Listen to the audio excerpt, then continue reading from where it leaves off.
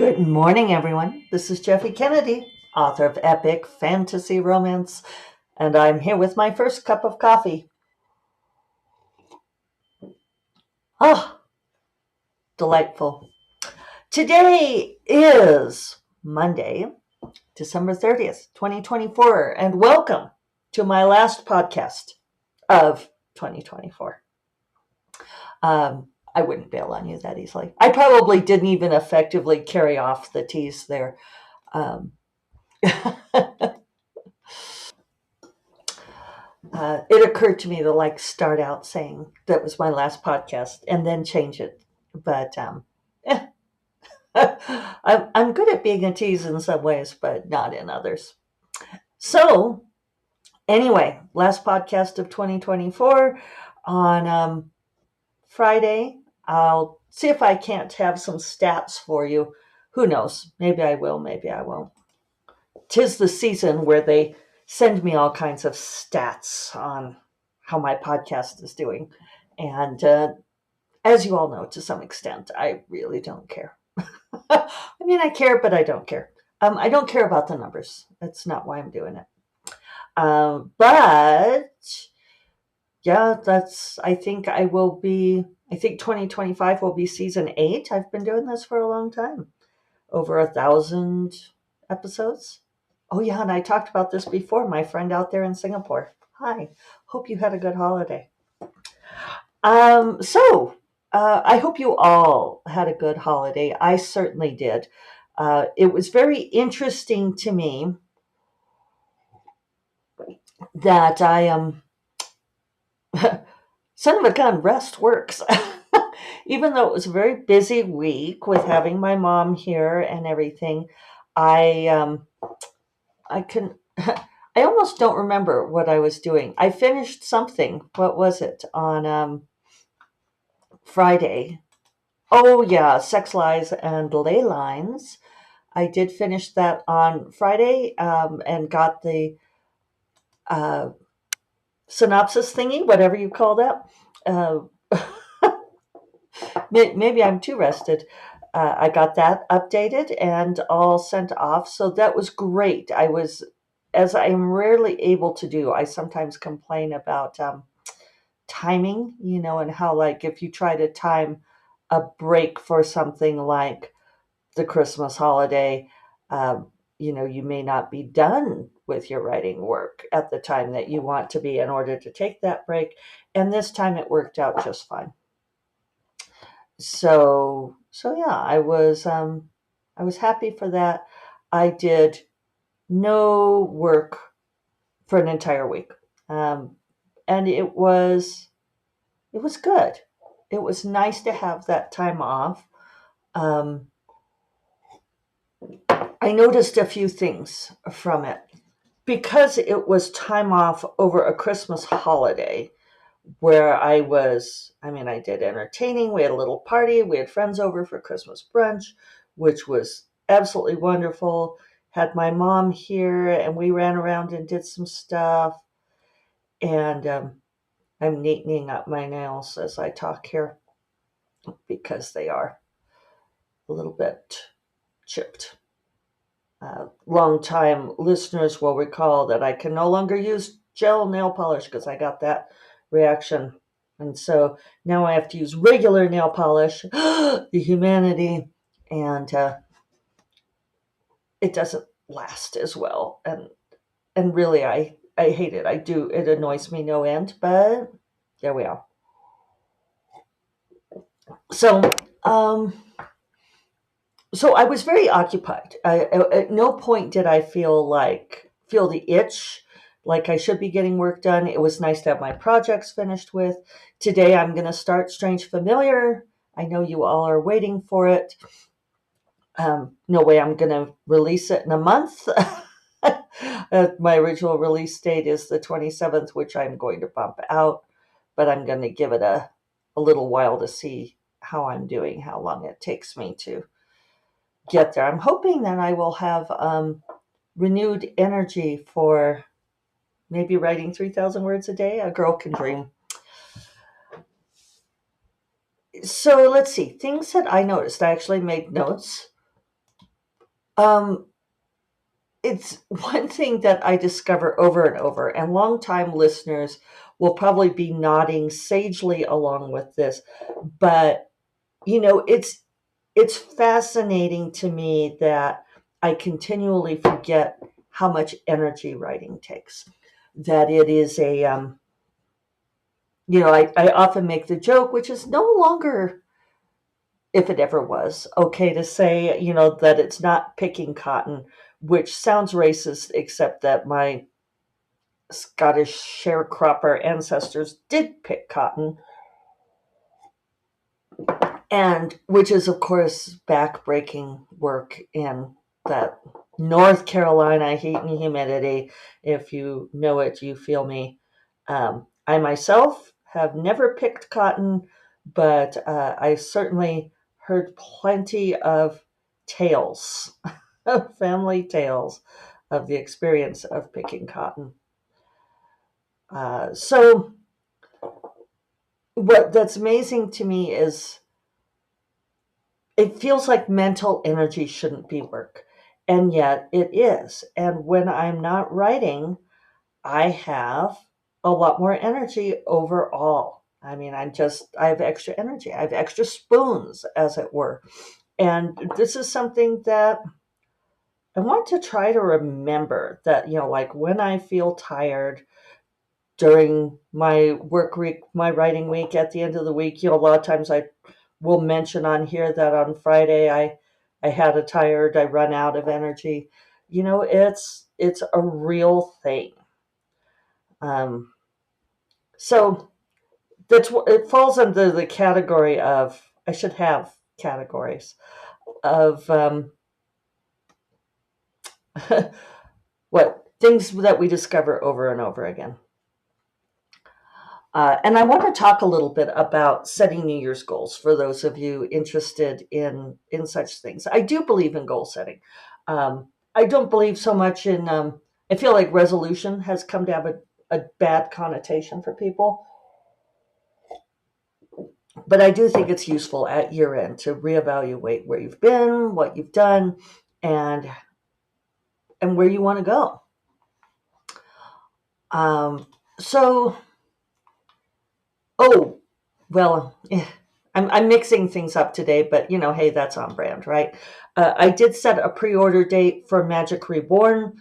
It's going to be October 31st. I capitulated to the realities of time, and so that will not come out until the end of October. But uh, I'm really hopeful of actually hitting that date.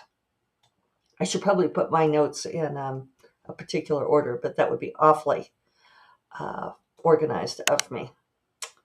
So, other things that happened with my time off was um, I noticed that my eyes were so much more rested, uh, not being on the computer screen all the time.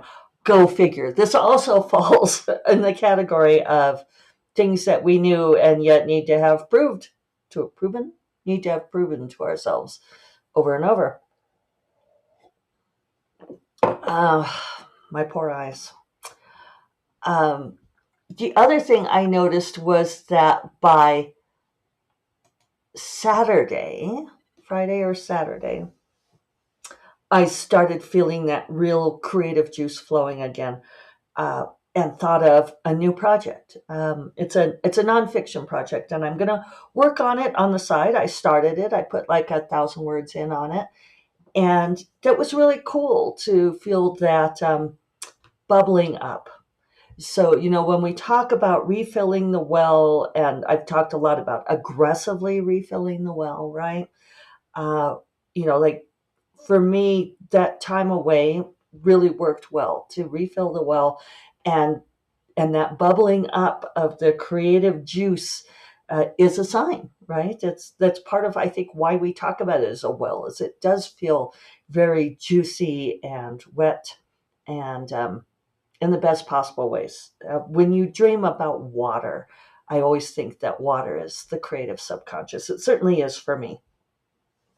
So, yeah, that was really great to start this new project.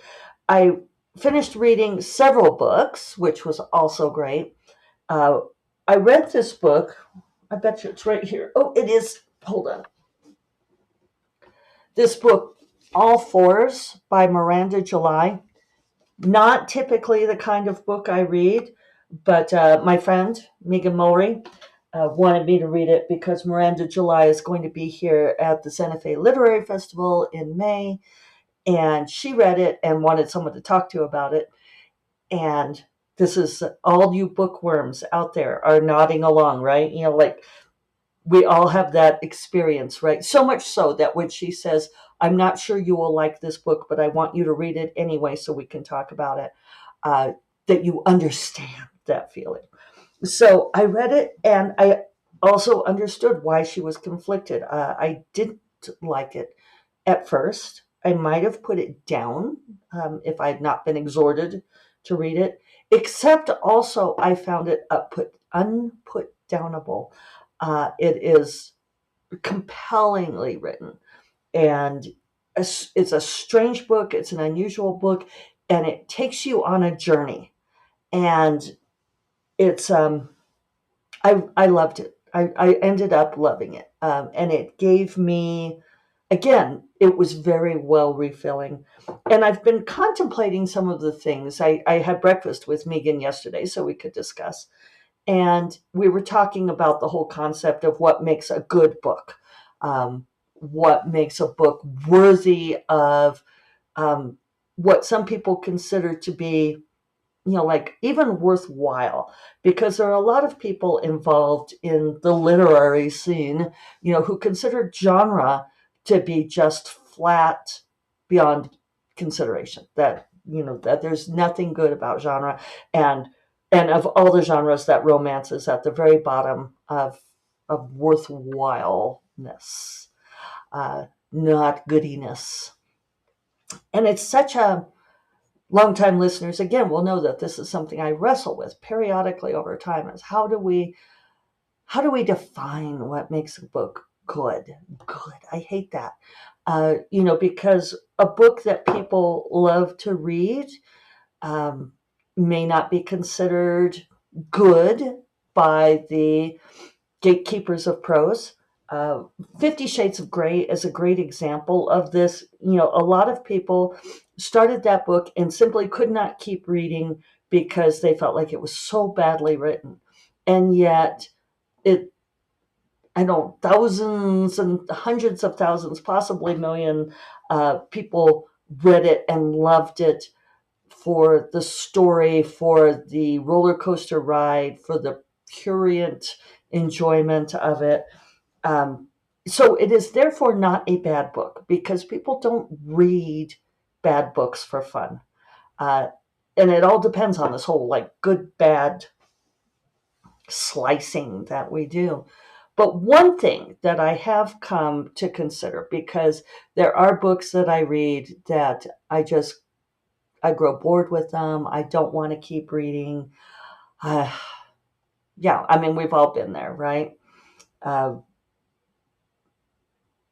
and I don't want to spend the whole time talking about this, or I could go on, and I'm not going to. Um, I am not going to, Jeffy. I'm really tempted to go off on a whole Deerslayer tangent, and I'm not going to do that. This is one of my problems is that I tried to clear my mind, but once a thought gets in there, I like have to pursue it to some extent. Um, the Deerslayer by James Fenimore Cooper was the first book I ever actively hated, and I was forced to read it for school. And before that, I was, this joyful, gleeful, all-consuming reader, and it was a shock to me to find that there was a book that I actively hated reading. And Mark Twain did a whole essay on the literary sins of James Fenimore Cooper, so we could say that Mark Twain thought that it wasn't a good book, but none of that is here nor there, and it's not really my point, except that we all know that reading is subjective. But one thing that I've come around to was reading All Fours, which I was sometimes conflicted reading. It's a strange journey. As I said, she brings it home. She lands the plane, and it's amazing. And it gave me a whole lot of things to think about, and it refilled my well. And I think for me, that's one of the things, like there are books sometimes that I read in my own genre that just, I get bored. They feel like they're not giving me anything. And I am a tremendous fan of reading something purely for escapism. I liked 50 Shades of Grey. I liked Twilight. I like a lot of books that people think are vapid, but those books also refilled certain wells for me. And I think that's going to be my criterion from now on. And I need to keep that firmly in mind. So, speaking of keeping things firmly in mind, in these next couple of days, today and tomorrow, last couple of days of 2024, we're going to be naturally reflecting upon the year in the past and going forward. And I wanted to share something that I did a few years back that I found immensely useful. I don't think I'll do it this year for a number of reasons, and I'll try to get to those.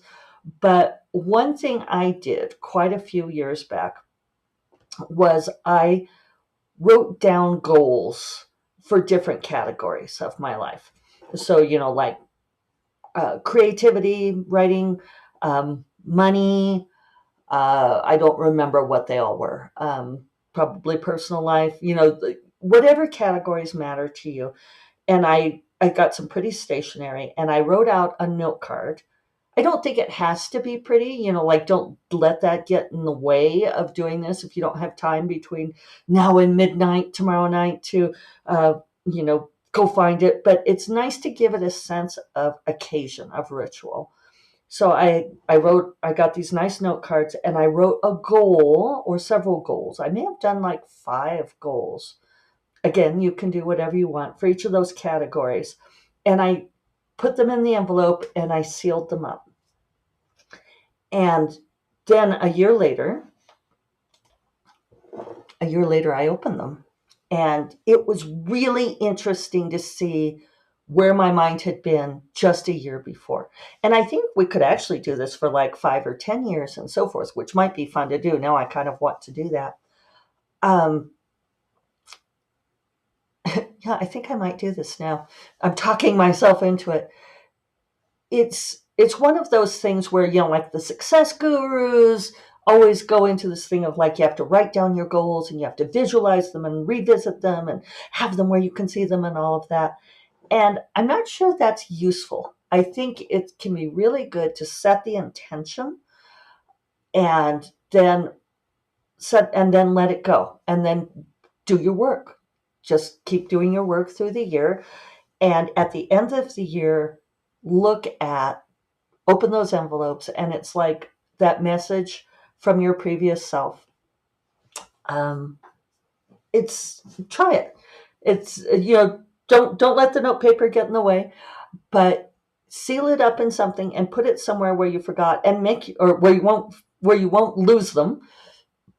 Make yourself a note to look at them again on, like maybe December 30th or December 30th next year, 31st, sorry. And then you could do it again if you want. It's really interesting to see how we progress towards goals that we have consciously forgotten about. But they're still in there. That's the really interesting thing about this. Um, I'm hesitant to do it for this year because this year is such a big watershed year. And yet also, it's so interesting that all of this is happening, 2024 was 30 years after my first publication, 20 years after my first book came out. I've been seeing the manifestation of many goals that my 2 and 3 decades younger self set. And I know that, and I kind of wish I had those things to look towards. So I'm kind of tempted to do this for, like maybe for a 1 year, 5 year, 10 year goal setting, but then not to not to adhere to it with this compulsive, maniacal, forcing it to happen kind of attitude, which is what I'm afraid happens. Um, Especially, like the success gurus. I've known a couple, who are just like, you must make it happen. It's a very, very male energy kind of thing to do. Apologies to my male listeners, but you all are awesome, or you would not be listening to this. But, in a Taoist perspective, you are going with the flow of the Tao. You are putting yourself in the course of energy with the universe.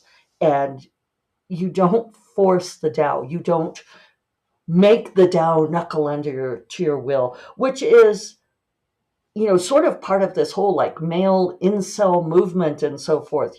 This whole women must submit, we must control women. It's like, you could just try being a nicer person that a woman actually wants to be with. But no, that's beyond the pale. Um, but I digress as usual. So anyway, I think that could be a really fun thing to do. If you do it, let me know, and I will tag back. I'll make a note to tag back on this on Friday and see if I did it. I think I'm going to. And I meant to mention earlier that I'm wearing my Carpe Noctem T-shirt today. It felt appropriate.